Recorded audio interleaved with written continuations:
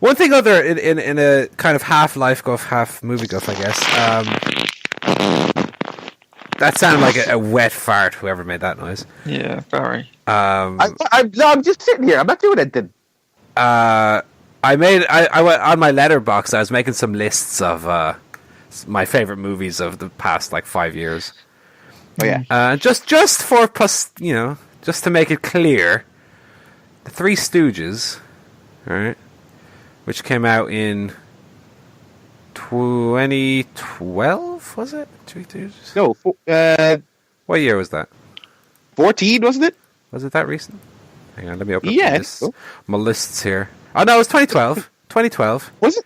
Was my 25th best movie of the year out of 31. Just to make that clear, okay? That is near the bottom, yeah, to be fair. Right after Expendables 2 and right before that first Hobbit movie. Yeah, so it's it's not like number 4, The Three Stooges. Okay, can we throw that out here? It's directly above the shite. Yeah, pretty much. The worst movie that year was The Lorax. I never saw it. Best movie was Spring Breakers. Yeah. So just as we mentioned, Three Stooges, just wanted to let people know. If you want to go check out my lists, go to letterboxd.com and search Paul Griffin CSP on there and have a look. See what my 20th best movie of 2014 was. Yeah, I haven't done much letterboxing recently, but then I was just like, I haven't seen much films lately. I've kind of started slacking. I had a good year generally, but I've gotten to slacking lately. Going to try and go see Arrival this week, hopefully. Ooh, good movie. That's number 1 in my best of 2016 list. I've only seen 26 movies this year as well. That's pretty good. It's the lowest for the last 5 years, I think. Well, I mean, still, it's not bad. Still, think of how much shite. It's more than 2 a month. It's more than 2 a month. Like 10 superhero films, you know. Yeah. Do you want to segue into the movie, Guff? I suppose. I have seen nothing, so it's up to you, gentlemen. Here. I watched a few movies, a couple of old ones. First of all, today, I watched Contact with Jodie Foster. Yeah. Because they were comparing it to Arrival on the Kermode and Mayo show, so I thought I'd rewatch Contact and see what I thought of it. Yeah, it's alright. What's it about? I don't think I've ever seen this. It's strange, right? So she plays like a scientist who's kind of looking out for communications from extraterrestrial civilizations, and then one day they kind of hear a signal, and it's just the kind of ramifications of that. Yeah, it's kind of an interesting film. I wouldn't say it's one of my favourites, but probably give it a watch if you got nothing better to do and you want a bit of alien stuff. What score would you give it? 7-ish. That's quite a good score. That's all right. Not bad. Yeah, no, I'm not saying it was a bad movie, but it kind of left me wanting a bit more. Yeah. It has similar themes to Interstellar, probably because Interstellar ripped it off. It even has Matthew McConaughey in it. Yeah. And he does go, all right, a few times. So if you like that, check it out. Does he get his abs out, though? No, he wasn't that ripped at this point. 4 out of 10. If anything, he looked a bit more like a kind of normal bloke. Oh. So, yeah. I also just watched, before I came on the show, Deep Impact, which I'm sure you've both seen. I've not seen Deep Impact. You've not seen that? No, I keep getting that mixed up with Sudden Impact, which is one of the the Dirty Harry movies. That's it, yeah. No, I love Deep Impact. It's like Michael Bay's Armageddon, but not shit. Mm-hmm. So yeah, definitely recommend that. It's got Morgan Freeman as the president. So Deep Impact, I'm looking at it now. What more do you want? That's very good. And Elijah Wood's in it. He is. And yesterday I watched one of the best films of last year. Yeah. Possibly, in some people's opinion, the best film of last year. Room.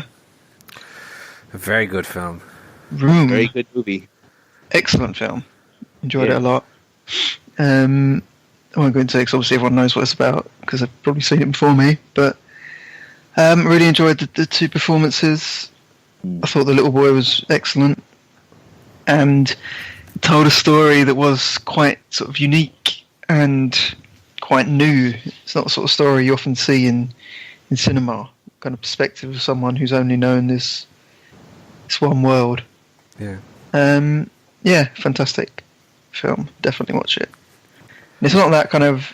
I was expecting it to be more kind of harrowing and grim as well, but it's not really that kind of film. It doesn't sort of revel in the. It's a very optimistic sort of film. Exploitative nature of the story.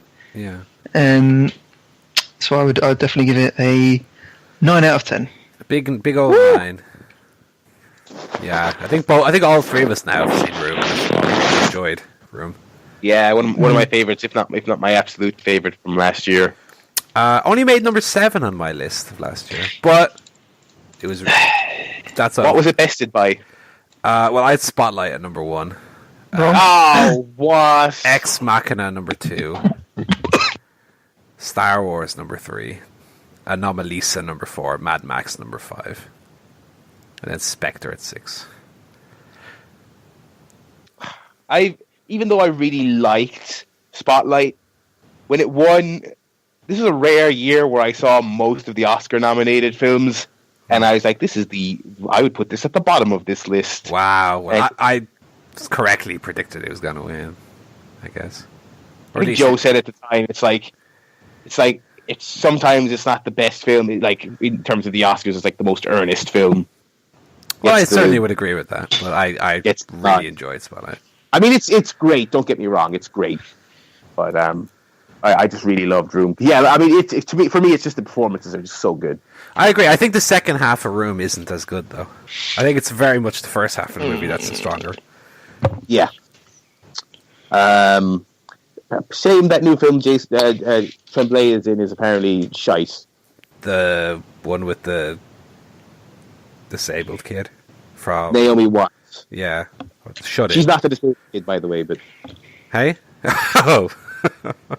No, she's just also in it, along with. She's just Australian. That's what that is. Oh, Paul. Paul. Having a go at Australia. Well, who's that? Who's the kid? Who's the older kid in it?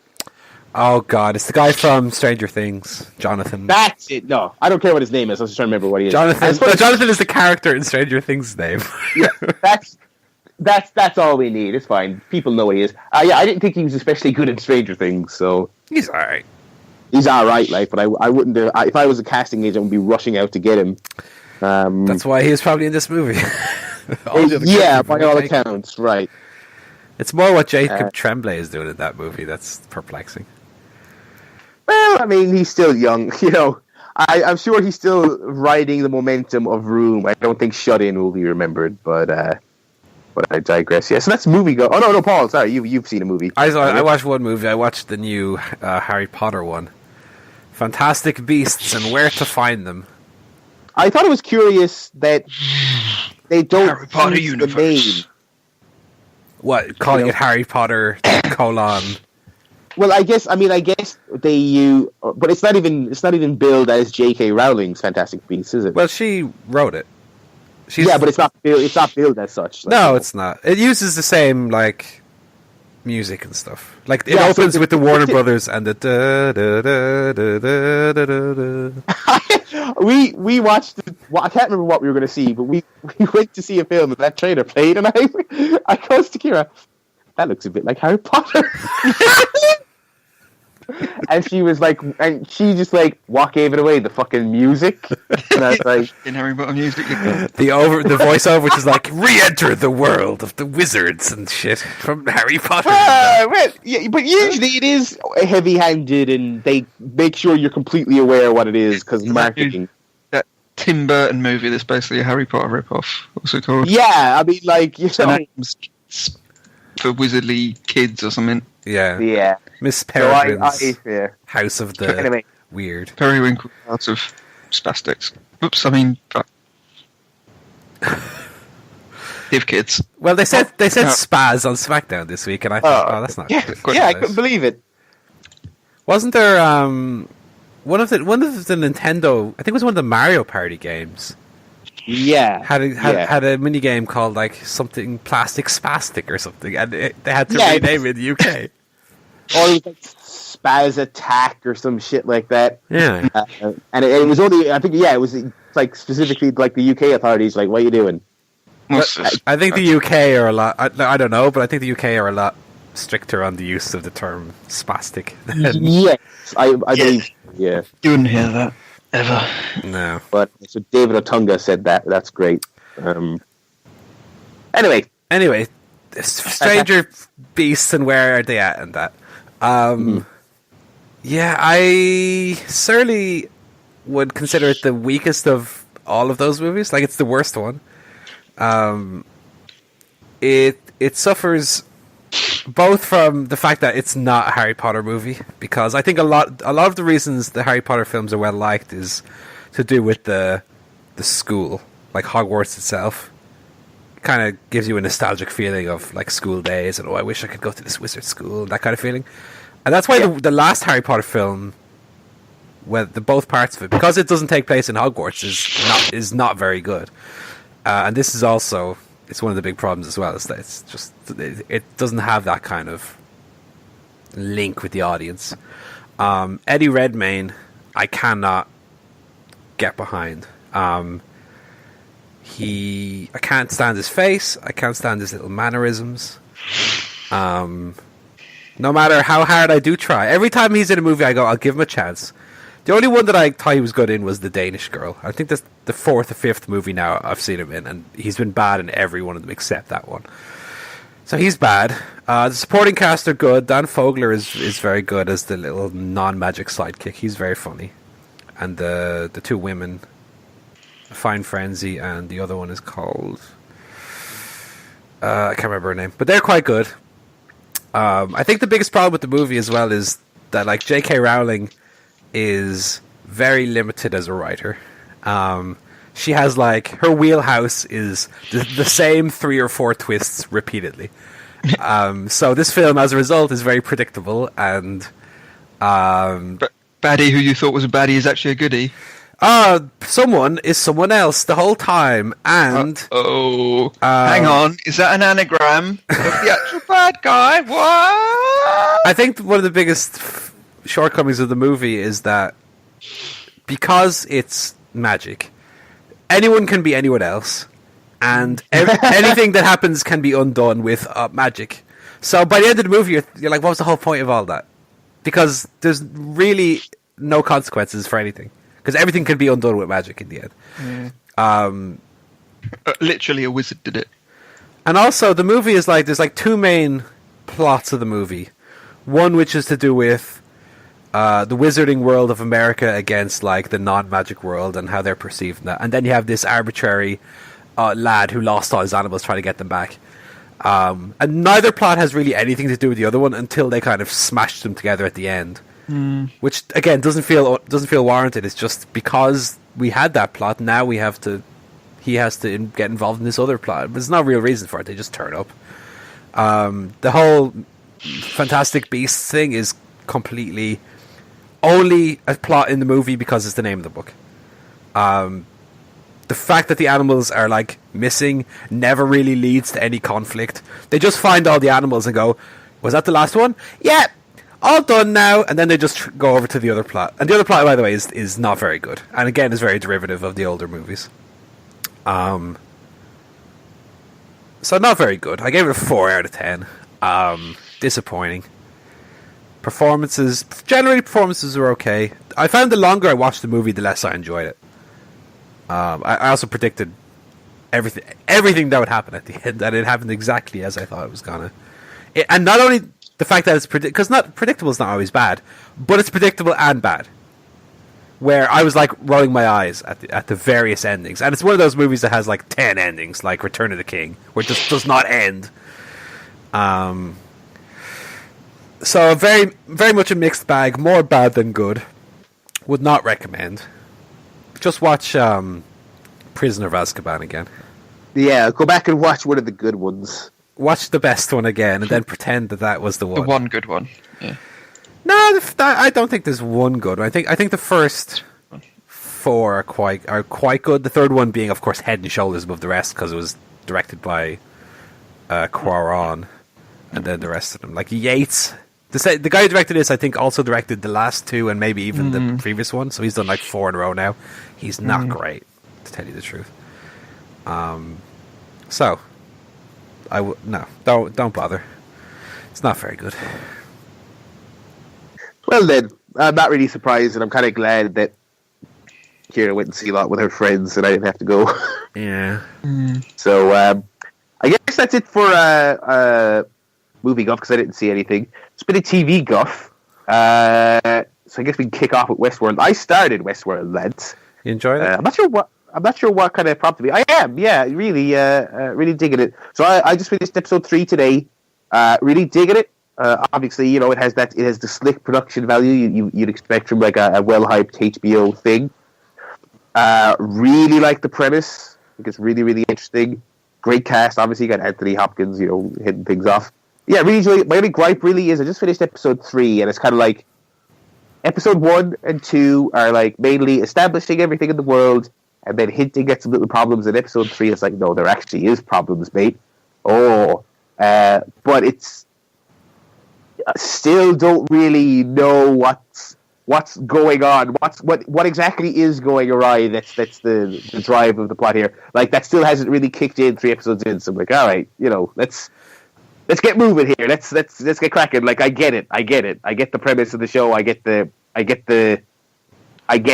things appear to be going awry in this world.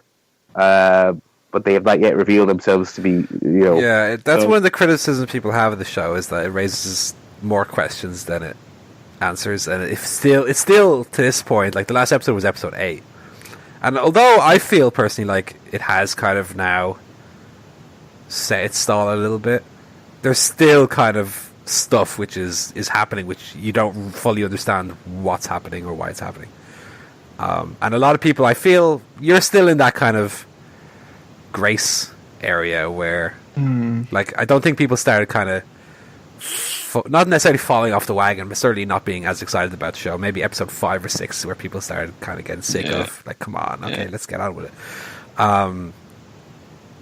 So we'll see how you feel next week after a few more. Now I'm still super enjoying it. I thought the last episode was great. I thought the previous episode obviously was brilliant.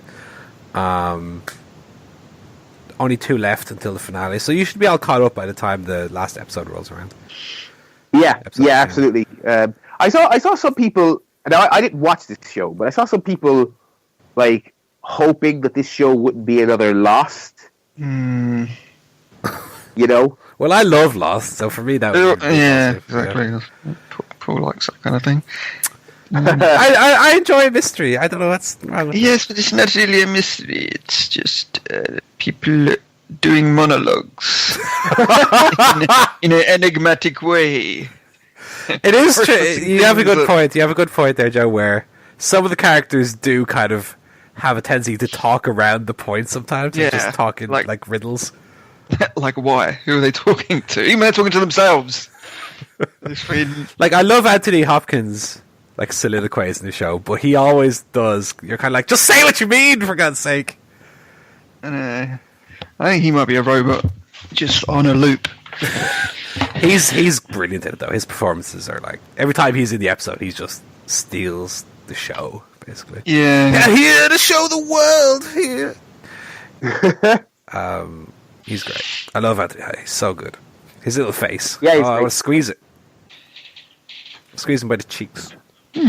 So those are my early Westworld thoughts. But mainly my main takeaway, and this is really the only takeaway you could have 3 episodes in, is it's just a really cool concept and really great. And I like that the wider world, like what's the actual world like, is kept completely vague and non-specific. I really like the setting it takes place in as well. Say what? The Western setting, I really, really enjoy. Yeah. So just really, really great, and I'm looking forward to getting caught up. I don't know if you lads have any hot takes about the most recent episodes, but go for it. No, I don't want to. Obviously, if you're still making your way through it, obviously no spoilers, but like any general thoughts. Well, I'm still very much on the wagon. Really, really enjoying it, but it's also, I don't know whether I'm enjoying it really because I've also kind of not been watching as much TV lately. Like I used to watch 7 or 8 shows a week. Now I've kind of cut it down to like, so Westworld is like my big show, my only big show of the week. So I kind of Well, it's my big show. There's a picture of him going around in the week where he looked very trim. Oh yeah, he's only 400 pounds now. Down to 410 pounds. Svelte. Yeah, I don't think I'm watching anything other than Westworld in terms of kind of weekly shows. Well, I forgot after my cartoon roundup last week. I forgot to watch all the cartoons. I don't think there was an Adventure Time or Steven Universe, but I forgot to watch South Park, and I forgot to watch American Dad because I was too busy playing video games. You idiot! That's all I watched. Video games. I'm still rewatching Rick and Morty, and it's still great. I watched, by the way. You guys love this show. You will love this show. You remember Jeremy Clarkson, lads, when he used to drive a car about? They made a new one now called The Grand Tour. Beep beep. Sounds shit. It's actually alright. It's pretty good. Sounds shit. I know that you two are not the Top Gear fans like me, but I'm enjoying. I have that. Of course, we mentioned I have that Amazon Prime thing somehow, so I'm just watching Grand Tour on Amazon Prime, and I'm very much enjoying it. It's very, very good. Has the slick production of Top Gear. I never watched Top Gear with Chris Evans or Matt LeBlanc, so I don't know how that was, but it's very much the same show in all but name. So I enjoy it. I don't even care about cars. I quite enjoy it as a show. Yeah, he's a racist and stuff. I know. Go easy on me. What about yourself, Joe? What else have you been watching? I spent the whole of Saturday, probably 8 hours, watching all of Charlie Brooker's Screenwipe of the years from 2006 to 2015. It was great. I just sat on the sofa eating crunchies, watching that. Oh, I love a crunchy right now. Literally for 8 hours. So yeah, they're all quite fun to watch back and a bit nostalgic. It's weird to think that it's been on for a decade now. So much stuff that had happened in it, and you kind of feels like it's been, though it's been 10 years, it feels like all that news has kind of happened very, very quickly, from like the Arab Spring through to Charlie Hebdo to Brexit to Trump. Yeah. It's been a blur. The main thing I noticed was all the kind of reality TV celebs that I'd forgotten, like Egan Quigg from X Factor. No clue who that is. You don't remember that one? No. This little Irish lad who looked like a baby with a trendy haircut. Oh, I think I do. Wait, it's not Owen, is it? Owen, yeah. Egan. No, but it was always... It's E-O... that's how they pronounced it on the show. Oh, really? Oh, it's E-O-G-H-A-N, yeah, Owen. It was never pronounced like that, but yeah, that's... Owen Quigg. By the way, do you know how I found that out? I googled egg, like an egg, and Quigg. Egg and Quigg, and the first image was him. So that sounds like a Harry Potter character. Ooh, ye be a wizard, Egg and Quigg. Well, look, it is one of those very Irish spellings. I mean, it's like actually, I've mentioned before on the show I deal with a lot of British customers at work, and there's a girl in a different department to me. Her name is Grania, and when the English call up and they're like, "Can I speak to Grainy?" It's like at this stage, I just know when what they're trying to say. So I patch them to Owen, yeah. So, but yeah, I mean, it's funny you mentioned that because I haven't done a Screenwipe rewatch in a while. I used to rewatch it very regularly, and even a few years ago, I remember watching it thinking, I recognize these Big Brother people who have now disappeared off the face of the earth. Yeah, it's funny seeing, because it actually showed all of the kind of Big Brother, because every year they do like a little Big Brother recap, and an Apprentice one as well. So you suddenly see this kind of life flashing before your eyes as you see all of these contestants from reality TV that you kind of vaguely remember, but you don't really remember. That was quite funny. Yeah, it's still a good show. Looking forward to this year's one. quite a bit of news this year, I think, to cover. Yes, yeah. It's kind of disappointing because I just feel like I fell off with Brooker's stuff, largely because I just wasn't really liking it as much, and so yeah. Despite not liking most of his stuff, I still like the year review wipes. But I don't think I saw last year's or the year before, so I feel like I've just proper fallen off with his stuff lately. I'll try and keep an eye out for this year's one and watch it because I do usually like them. Yeah, well, the later ones, it started to merge the TV with the politics and the games and everything, and it became a bit of a mess. So they're not quite as good, but yeah, the older ones are still very funny. Ones are still very funny. Ones are still very funny. Ones are